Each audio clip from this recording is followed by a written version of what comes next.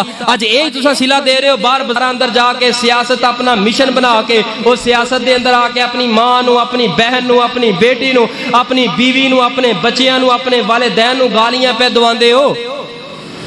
अज तू किसे दी दे रहे हैं ना। मेरे पाक पैगंबर ने फरमाया, ऐ मेरे सहाबा मैं तुहानू सख्ती दे नाल मना कर रहा, गुनाहे कबीरा दे कोलों कदी भी कोई भी अपने वालिदैन नू गाली ना देवे। मां नू बाप नू गाली नहीं देनी।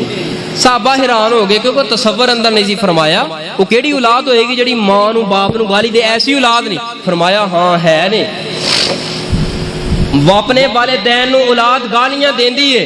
फरमाया महबूब जी किस तरह?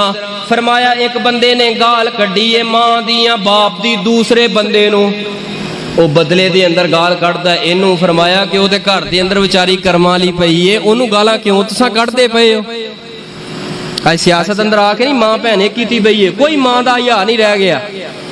सियासत के पिछे लग के ना किसी ने एक पार्टी वो संभाल ली, उसने वो संभाल ली, इन्हें गल की उन्हें मां की कढ़ती, इन्हें प्यो की कढ़ दी। मावां भैनों का कोई की कसूर है दसो?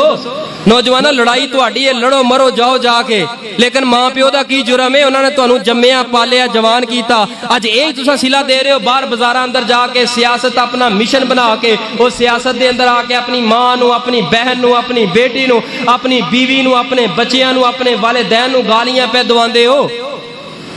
अज तू किसे दी दे रहे हैं मां नू गाल, हो तेरी मां नू ही गाल दी जा रही है। ओदी मां ते ओ आखिर मां है ना, तेरी भी घर दे अंदर मां है। जो कुछ तेरी मां दा है ओदी मां दा भी है। कोई हया कर, दीन और इस्लाम दी गैरत दा दरस लैके जा, सबक लैके जा।